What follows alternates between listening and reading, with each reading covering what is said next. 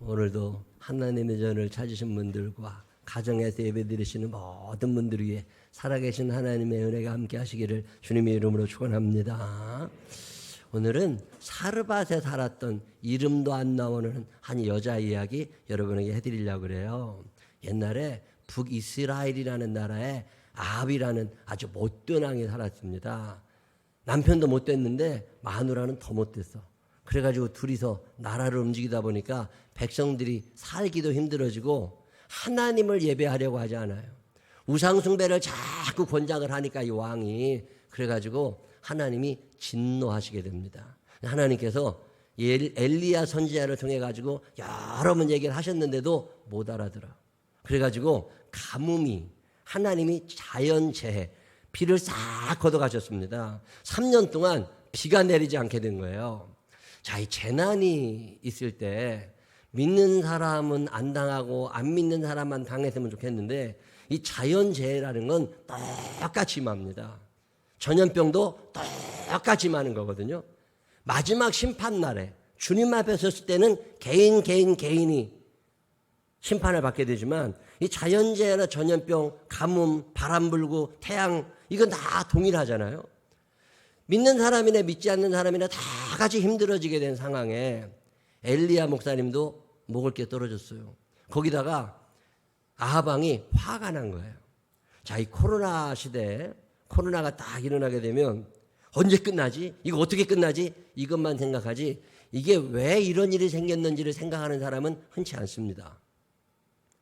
그 당시 아합 왕이 가뭄이 계속되니까 자기도 먹을 물이 없고 자기가 사랑하는 애완견도 먹일 게 없고 뭐 이런 상황이 되니까 원망이 계속 생기면서 이게 끝나지는 않지. 하나님 원망, 엘리야 원망 이런 원망이 계속 나오다가 어느 날 야 엘리야 갖다 죽여.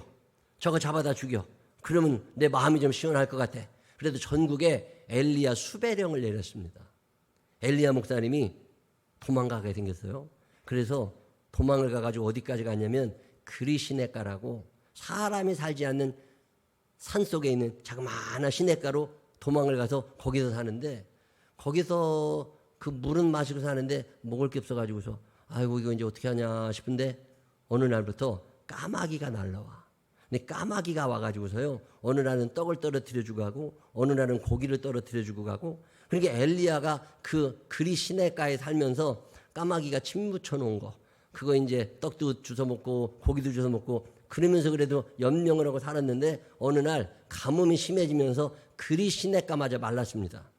갈 데가 없어지고 먹을 것도 없어진 판인데 하나님께서 엘리야에게 뭐라고 그러시느냐면 아합의 통치가 잘 미치지 않는 저 북쪽 나라 북쪽 지방 시돈이라는 땅에 가서 거기서 사르밧이라는 조그마한 동네에 들어가. 그럼 거기에 어떤 믿음 좋은 집사님이 한 분 계신데 그분은 남편은 안 계시고 아들하고 둘이 사는 집사님인데 아마 너는 먹여 살려줄 거야. 그래가지고서 그리 가라고. 예. 근데 엘리야가 배고픈데 기운도 없는데 열심히 걸어가지고 사르밧까지 갔습니다. 사르밧에 딱 도착을 해서 보니까 어떤 여자가 나와가지고 나뭇가지 몇 개를 줍고 있어요. 이렇게 보니까 그 여자인 것 같아. 그래가지고서 다가갑니다. 그래가지고 다 주고 가는 표정으로다가 내가 지금 목이 말라 죽게 생겼는데 물 조금만 주시라고. 그리고 혹시나 집사님 댁에 먹을 게 있으면 나 먹을 것 좀 달라고. 이 여자가 이렇게 쳐다보니까 엘리야 목사님이거든요. 지금 우리가 이렇게 옷을 입고 살지만 그때 사람들은 옷이 다양하지 않았는데 그때 유난히 특이한 옷을 입던 사람 하나가 엘리야입니다. 엘리야는 약대 털옷을 입고 살았거든요. 그냥 그 여름이나 겨울이나 털옷 입고 사는 노숙자 같은 복장을 하고 엘리야 목사님이 사니까 딱 보면 알아. 그 옷은 전국에 그 사람밖에 안 입어.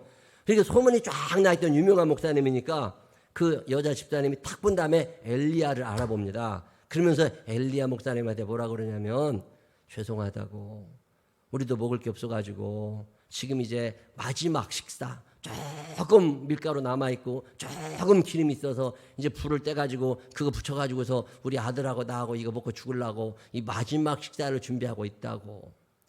자, 이 정도 얘기를 하면 여러분 같으면 뭐라고 그래야 돼? 저는 뭐라고 그럴까요? 죄송하다고 그렇게 어려우신지 몰랐다고 뭐 이런 게 당연한 거 아니에요? 그리고 내가 딴 데 가서 알아보겠다고 어떻게 기운 내시라고 뭐 이러고 얘기하고 가야 되는데 엘리야가 평상시엔 안 그랬는데 그날따라 아주 이상한 얘기를 합니다. 그게 열왕기상 17장 13절 14절이에요. 메시지 성경은 이렇게 번역합니다. 엘리야가 여인에게 말했다. 아무것도 걱정하지 마시오. 이 걱정이 돼요, 안 돼요, 지금? 이거 떨어지면 굶게 생겼는데 이것마저 달라고 그러는 아무것도 걱정하지 마시오. 어서 가서 배가 고프니까 지금 내가 어서 가서 방금 말한 대로 하시오. 그러나 먼저 너 먼저 먹지 말고 먼저 나를 위해 작은 빵을 만들어 이리 가져다 주시오. 그리고 나서 남은 것으로 남은 게 있어요, 없어요? 남을 게 있어요, 없어요? 남을 거 없어요. 근데 엘리야 목사님이 먼저 나부터 먹이고 남은 걸로 그대 아들을 위해 음식을 만드시오. 이스라엘의 하나님께서 나 하나님이 이 땅에 비를 내려 가뭄이 끝날 때까지 그 밀가루통이 바닥나지 않고 기름병이 마르지 않을 것이라 하고 말씀하셨어. 만약에 이런 일이 여러분한테 일어나면 여러분 어떻게 할 것 같으세요? 이런 황당한 일이 세상에 어디 있어? 줘요, 안 줘요? 하루라도 더 살고 싶은 게 사람 마음이요. 근데 이거 갖다가 엘리야 목사님 줘봐. 그러면 우리 아들은 어떻게 되라고? 이거 쉬운 거 아닙니다.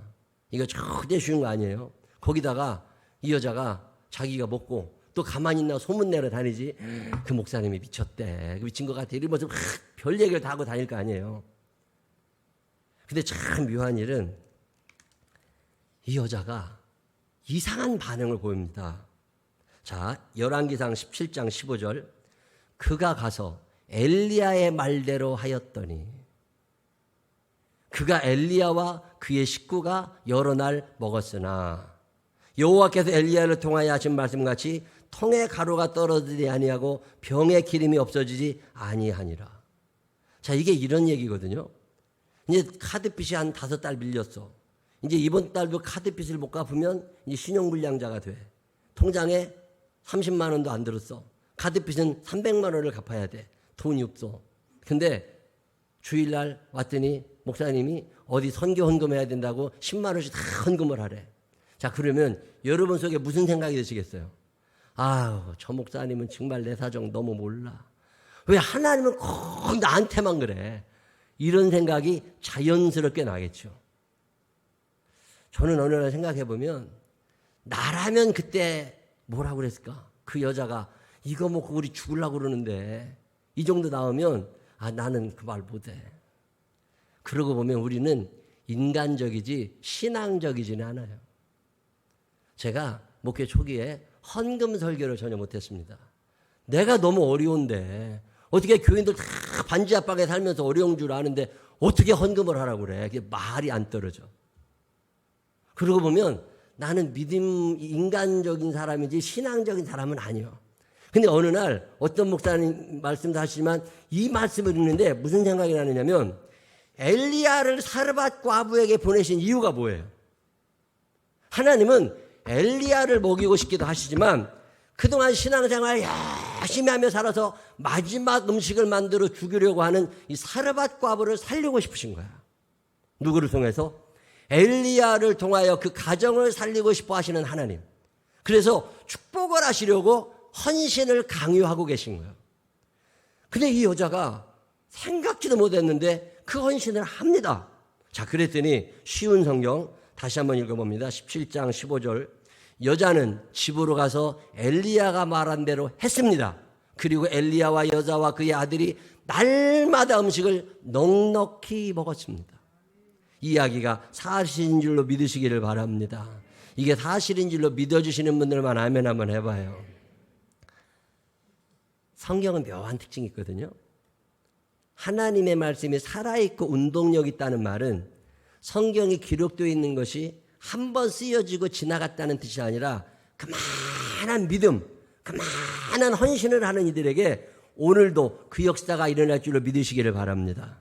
상황은 달라질 수 있지만 그만한 믿음을 가진 이들에게는 성경에 있는 이야기는 세월을 넘어서 수천 년의 세월을 넘어서 오늘 여러분에게도 임하게 됨을 믿으시기를 바랍니다. 양극화 시대를 살아요. 가난한 사람도 많고 부유한 사람도 많지요. 뭐 재난지원금 준다고 25만 원씩이나 준다고 그 뉴스를 들으니까 기분이 굉장히 좋아요. 우리는 얼마 들어오지? 4명 100만 원. 우리 교인들 다 따져봤더니 7명 있는 사람은 175만 원이야. 이거 친하게 지내야 돼. 문득 25만 원 꽁돈이 생기면 어디다 쓸까 막 이런 생각을 하잖아요. 근데 그거 받기 싫은데 나 그거 좀 안 받을 수 없을까? 이런 생각 해보셨어요? 하나님, 나는 상위 12%가 돼가지고 이런 거 기대도 안 하고 살고 싶습니다. 제가 기도합니다. 하나님, 우리 교회에 그런 사람들이 좀 많아지게 하여 주옵소서. 재난지원금에 눈독 들이고 있다는 것 자체가 너무 초라해 보이잖아. 그까지가 없어도 참 잘 살 수 있고, 난 그런 거 싫어. 지금도 잘 살아. 이런 좀 마음이 있어야 되는데, 그거 언제 준대? 왜 늦어진대? 밤낮 따지고 인터넷 뒤져보고 언제부터 주는데? 초라해지는 느낌 안 드세요? 오늘 일부 예배를 마치고 나가는데 어떤 집사님 나를 붙잡고서, 목사님, 나는 못 받지? 이것 때문에 속상했는데, 내가 상위 12%구나. 이런 생각이 들어서 갑자기 기분이 좋아졌대. 생각하기 나름이잖아요. 나는 좀 안 받았으면 좋겠어. 중산층이라는 말 자체가 참 어려운 말이거든요. 중산층은 어떤 사람을 중산층이라고 그러느냐면 한 나라 이상의 언어를 자유롭게 구사할 줄 아는 사람. 미국, 영국, 프랑스의 기준은 그런 거예요. 악기 하나를 다룰 줄 아는 사람. 스포츠 하나를 자유롭게 즐길 수 있고 재밌어 하는 사람. 불의 앞에서 저항할 수 있는 사람. 나보다 약한 사람들을 보면 도와주는 사람. 이런 사람을 중산층이라고 그래요. 근데 전 세계에서 유일하게 대한민국만 그걸 돈으로 따져. 더 정확하게 표현하면 중위소득자들이에요. 자, 내가 중위소득자냐? 생각해보면 꼭 그러시만도 않은 것 같은데 왜 하나님은 중위소득에도 못 미치는 나한테 오셔가지고 뭘 내놓으라고 그러실까? 속상한 날이 보통 많은 게 아닙니다. 그런데 성경은 뭐라고 얘기하냐면 사르밧 여인은 헌신을 알고 있어요. 누가 헌신하는 줄 아세요? 하나님의 사랑을 기억하고 하나님의 사랑에 감사할 줄 아는 사람. 오늘 내가 있는 것, 나의 나 된 것은 오로지 주의 은혜라. 하나님의 은혜를 아는 사람들은 감사와 헌신이 자연스럽습니다. 근데 하나님의 은혜와 사랑을 모르는 사람들은 감사한다, 헌신한다, 억울한 생각이 들어요. 이 사르밧 여인은 지금껏 연명하게 해주신 분은 하나님이시고 내 생명을 여기까지 책임지신 분도 하나님이신데 그래 까짓거 뭐 내가 하루 덜 살면 어때? 저분이 살면 그래도 하나님의 뜻 잘 이루시겠지. 자기 아들을 먹여야 되는 음식을 뺏어다가 그 엘리야 목사님 그지같이 다 굶어 죽게 생긴 그 엘리야 목사님한테 줄 수 있다는 건 쉬운 결정이 아니에요. 그만한 믿음이 없으면 이게 안 나옵니다.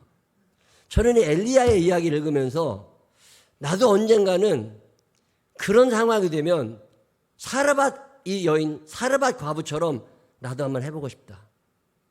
하나님께서 내게 주신 은혜, 하나님이 살려주신 나, 내가 여기까지 살도록 인도하신 하나님께 내게 있는 모든 것을 아낌없이 드리네. 난 근데 그 찬양 부를 때마다 가사가 자꾸 헷갈려. 내게 있는 모든 것을 아깝지만 드리네. 난 이게 아까운데 드리는 건지 아낌없이 드리는 건지. 우리가 이 땅을 샀던 게 2008년입니다. 2008년에 이 땅을 산 다음에 건물을 짓고 있는데 그때 제가 안고 있었던 빚이 38억이에요. 38억의 빚을 지고 사는데 이자가 한 달에 4천만 원 넘게 나가는 때거든요. 한 달이 자살하고 싶어. 집에만 가면 무거운 짐을 나 홀로 지고 견디다 못해 쓰러질 때 그러고 사는 거예요. 그게 내 주제가야. 맨날 무거운 짐을 나 홀로 지고 그러고 살 때인데 우리 김복원 전도사님이 그때 목사 안수를 받는다고 개척을 해야 될 상황이 됐어요. 근데 개척하는데 중고차 하나 사고 땅 사고 인테리어 하는데 3천만 원이 들어요. 근데 김복원 목사님은 기댈 데도 없는 분인데 부모님이 다 어려우신데 근데 그때 갑자기 기도를 하는데 하나님께서 날 보고 주라고 그러시는 거야. 벼룩이 간을 빼먹어도 이럴 수는 없지.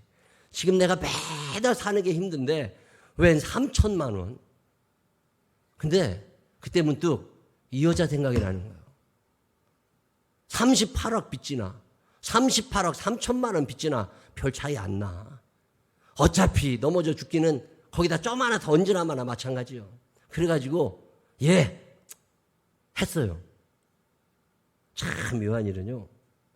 그러고 나서 1년을 살아가는데 월 초가 되면 월말까지 내야 될 이자가 통장에 들어와 있어. 이게 어디서 왔는지 기억도 안 나. 근데 하나님이 그 일을 매일 해내시는 거예요.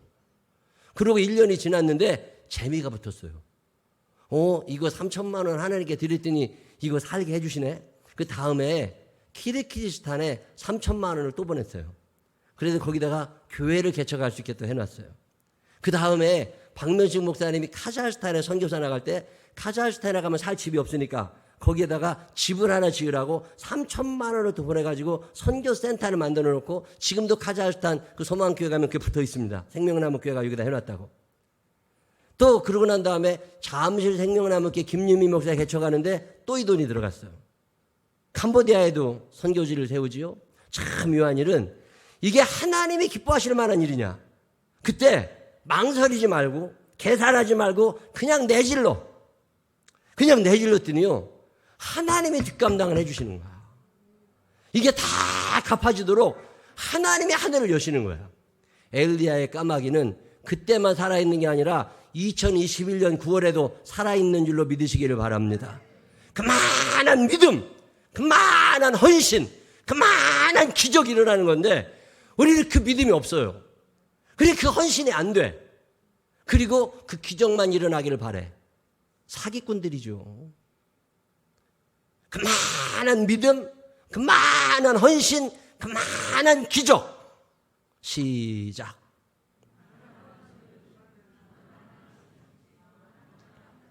이런 거 하나 만드는 거 쉬운 거 아니에요. 잘 따라해봐요. 그만한 믿음, 그만한 헌신, 그만한 기적. 시작.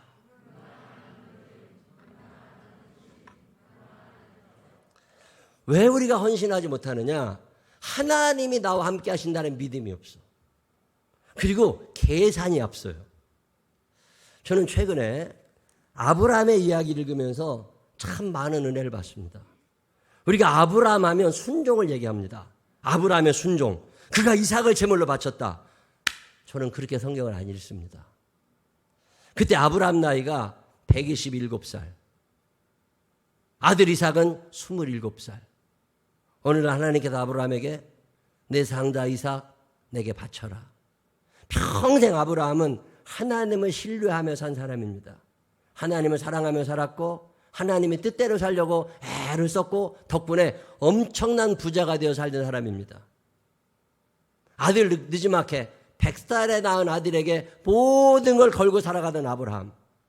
그 아브라함에게 하나님께서 너 그 장자 그 이삭 너 그거 하나님께 제물로 바쳐.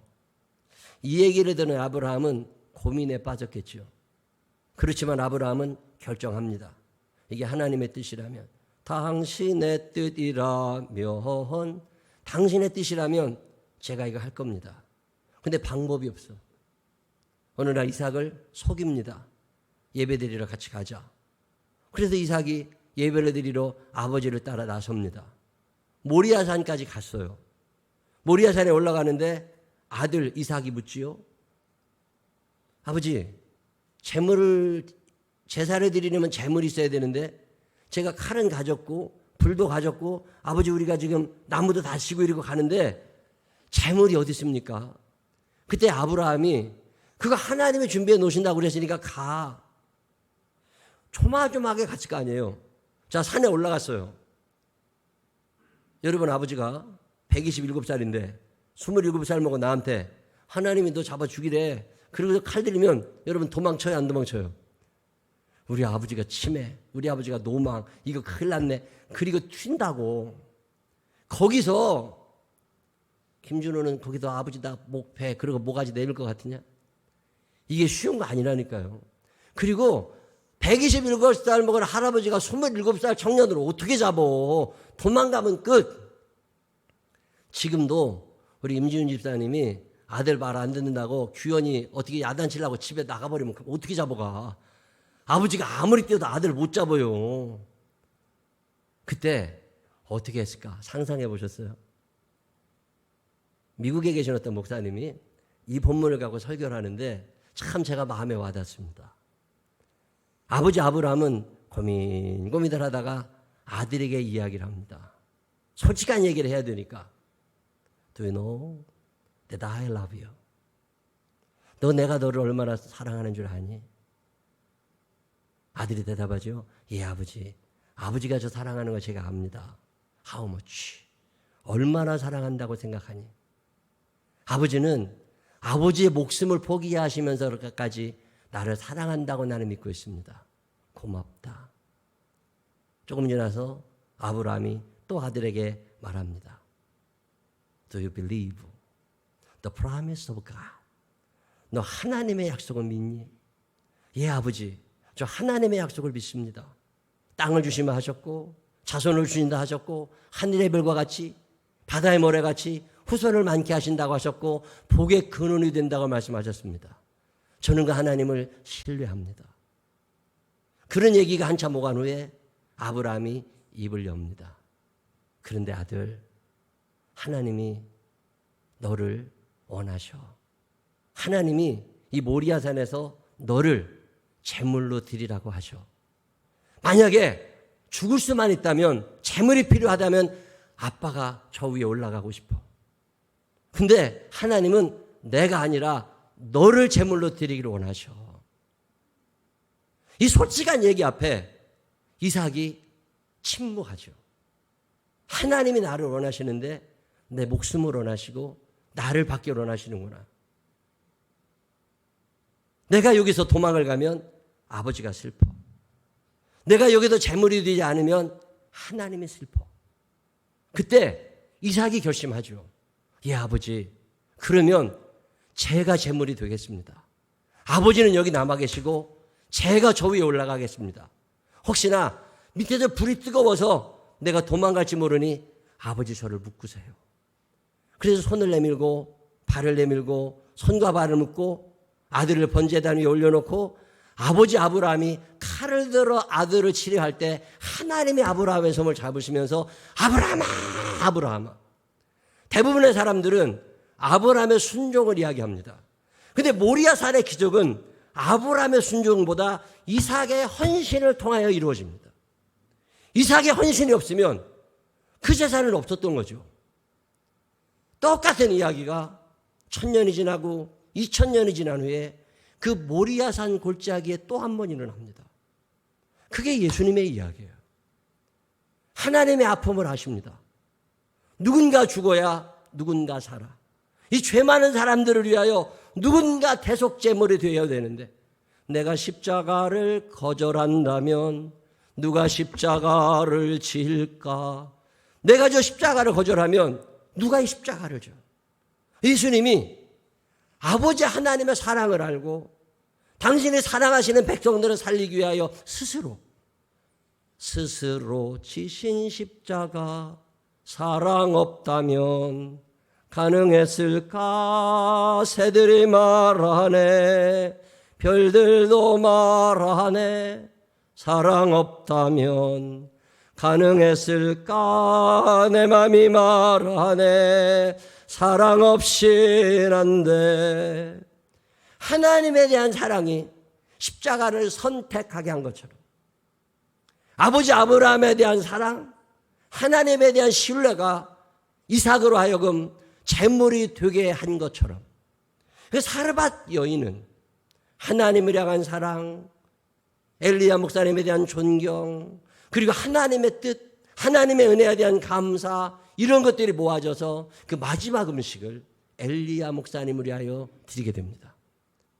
근데 참 묘하게 이 헌신을 받으신 하나님이 그 여인을 버리지 않으십니다. 그 마음을 아시는 하나님께서 오병이의 기적처럼 매일마다 오늘 분명히 쌀독에 쌀을 다 먹었는데 내일 보면 그만큼이 또 남아있고, 오늘 김치를 다 퍼먹었는데 내일 보면 그만큼이 또 남아있고, 그만한 믿음, 그만한 헌신, 그만한 기적. 이 이야기가 성경에 있는 이야기가 아니라 우리의 이야기가 되시기를 주의 이름으로 축원합니다. 성경은 내가 경험해 봐야 알아요. 성경에 있는 이야기는 내가 살아내야 하나님 앞에 드릴 수 있는 게 얼마나 많아요. 늘 고백합니다. 고백을 드리고 찬양을 드리고 예물을 드리고 내 몸을 하나님 앞에 드리고. 신앙생활은 받음이 아니라 드림입니다. 교회 생활하는 사람들은 받고 싶은 게 많아요. 근데 신앙생활의 단계로 넘어가게 되면 드리고 싶은 게 많아집니다. 내가 하나님께 더 드리고 싶다. 왜? 은혜가 너무 커. 받은 사랑이 많아.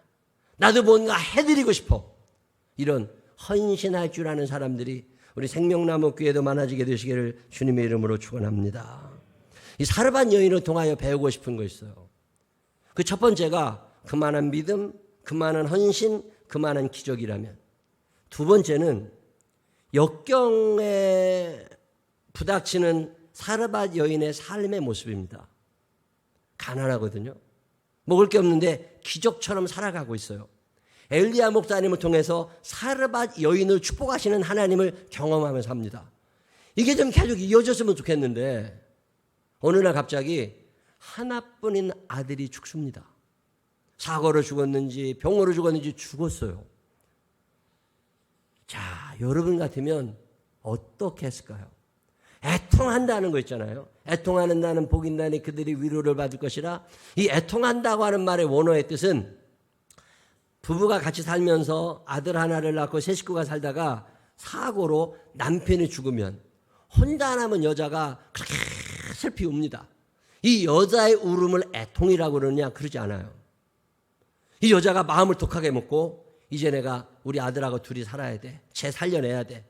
그래서 깐난쟁이 붙잡고 다시 마음을 탁 잡고 열심히 살아서 이 아들이 이제 어느 정도 컸을 때 하나 남은 아들마저 떠나보낸 여인의 울음을 애통이라고 그래요.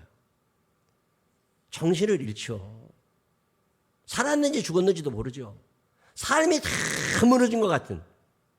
지금 이 사르밧 여인에게 이 일이 닥친 거예요. 자, 이러면 원망이 나오고 탄식이 나오고 자살하려고 할지도 모르죠.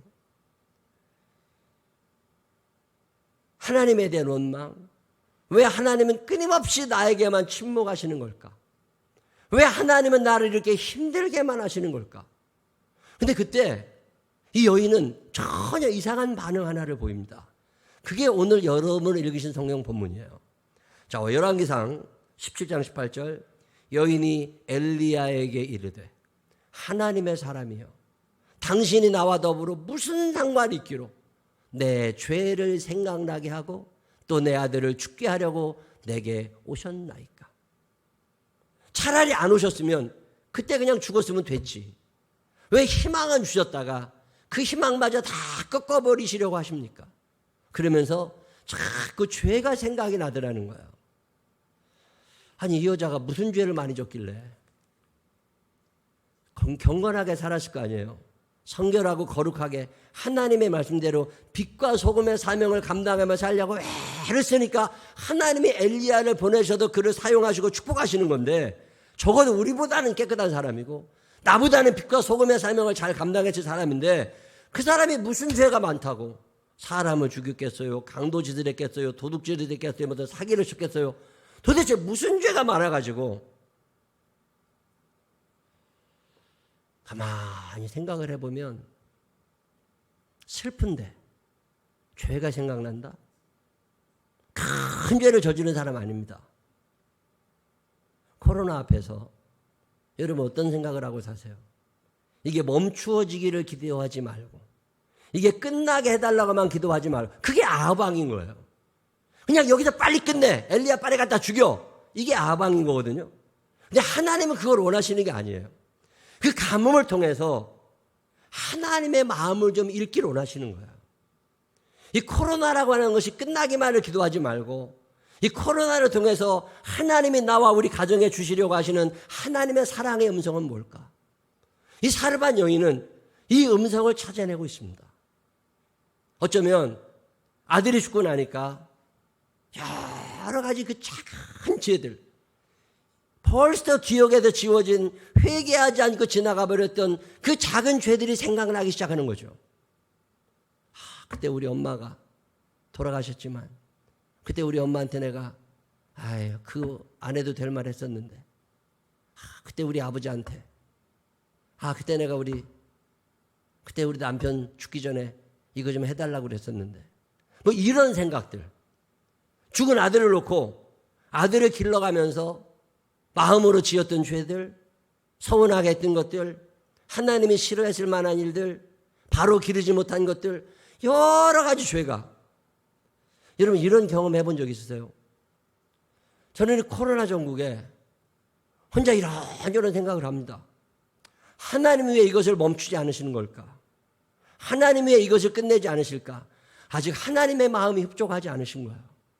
자, 그러면 저는 목사로서 살면서 하나님 생명나무 교회가 하나님이 원하시는 바로 그 교회입니까? 이런 질문을 던질 때가 있습니다. 지금 생명나무 교회의 모습이 하나님이 원하시는 그 모습일까? 여러분의 가정이, 여러분의 삶이 하나님이 원하시는 바로 그 모습일까? 만약 그 기준에서 내가 조금이라도 벗어나 있다면, 하나님, 이번 기회에 내가 하나님 앞에 바로 서기를 원합니다. 우리 아들, 딸이 지금 하나님에게서 벗어나 있다면 이런 기회에 하나님, 우리 아들, 딸이 하나님을 생각하는 기간이 되기를 원합니다. 인간의 연약함도 알고 하나님의 전능하심도 알고 하나님의 사랑하심도 알고 하나님의 뜻 알아. 하나님의 모습으로 나를 만들어 가기를 원합니다. 우리 생명나무 교회에 속해 있는 가정들이 하나님이 원하시는 그 가정이 맞나? 생각을 참 많이 하게 됩니다. 모든 것을 돈으로만 환산하려고 하는 이 세상에 살면서 나마저 그렇게 되어가고 있는 것은 아닌가? 부자냐? 가난한 사람이냐? 아파트가 몇 평이냐? 돈이 얼마짜리냐? 늘 이런 것에 쇠뇌가 되면서 그 사람이 얼마나 소중한 하나님의 백성인지를 잃어버리고 살아가고 있는 것은 아니냐?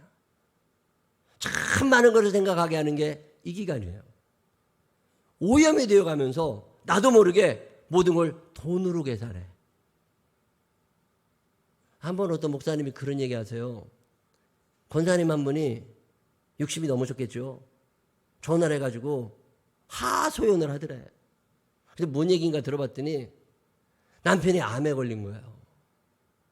젊어서 남편이 벌어다 줘도 잘 살았는데 남편이 이제 은퇴하고 암에 걸리신 거예요. 그래서 지극정성을 다해서 살렸대요. 그 여자분들은 자기가 살린 줄 알아. 꼭 그렇지 않아요. 자기가 살린 거 아니야. 그래서 하여튼 살아났어요. 너무 기분이 좋아서 놀러 다니고 그랬는데 한 3, 4년 지난 다음에 암이 또 생긴 거예요. 너무 속상한 거예요. 병원비도 들어가지만 요양해야지. 항암주사 맞아야지. 방사선 치료한다고 데리고 다녀야지. 그냥 죽겠더래요. 근데 또 살아났어.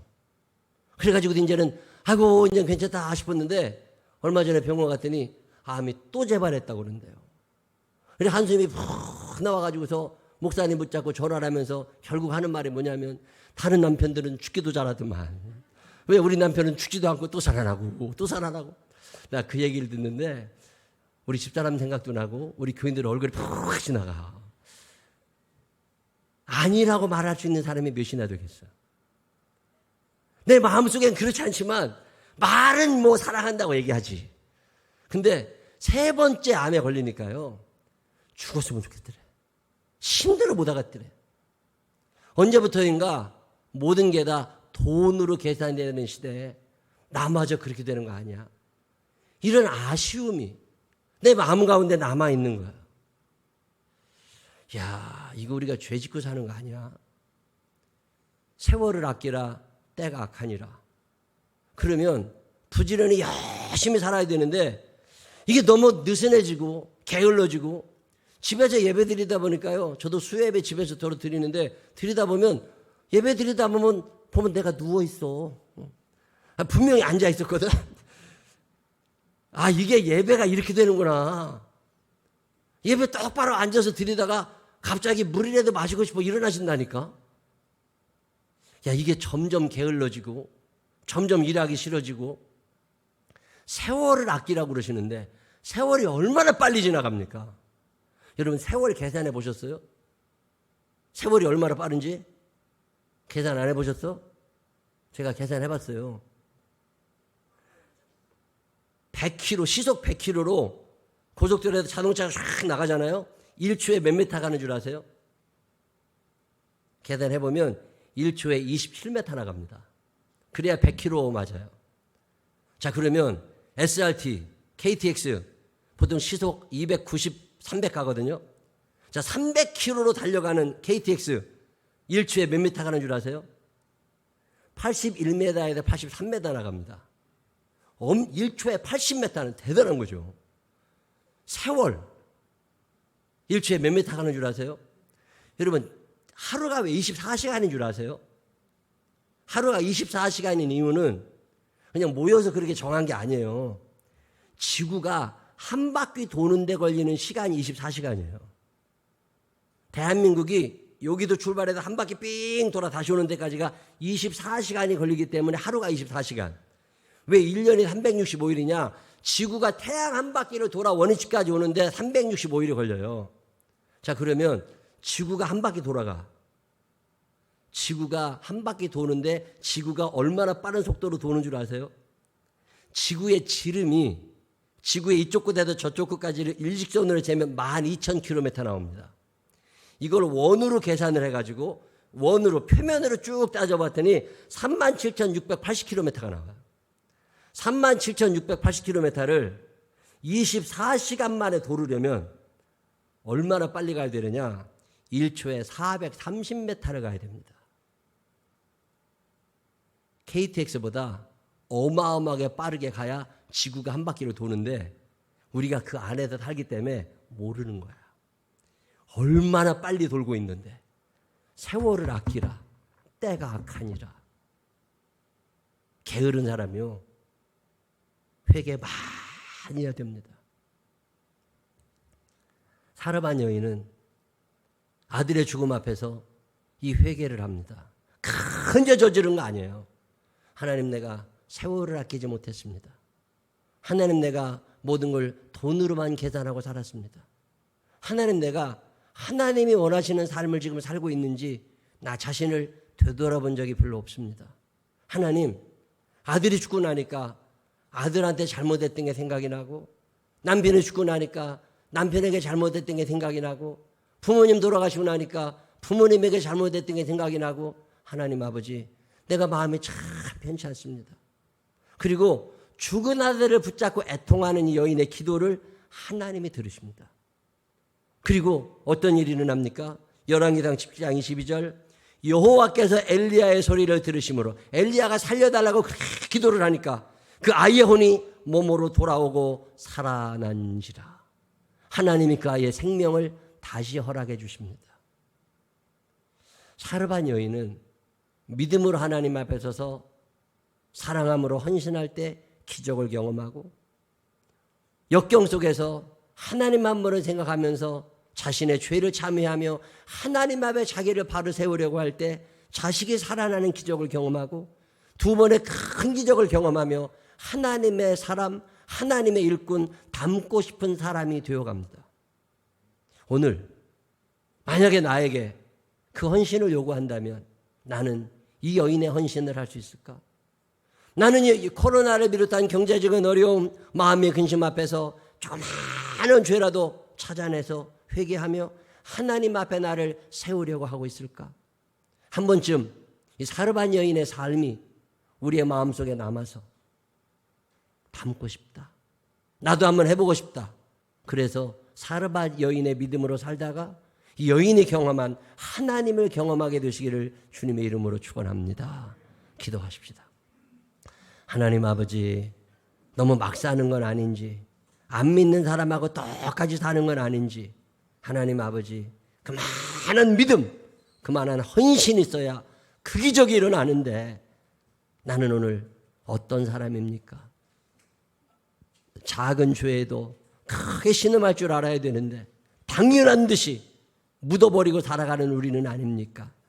한 번쯤 나 자신을 바라보게 하여 주시어서 하나님 앞에서의 나의 모습이 하나님이 휘파람을 부시면서 기뻐할 만한 그런 모습인가를 생각할 수 있는 이 한 주간이 되게 하여 주옵소서. 도우실 주님을 찬양하오며 예수님 거룩하신 이름으로 기도드렸습니다. 아멘.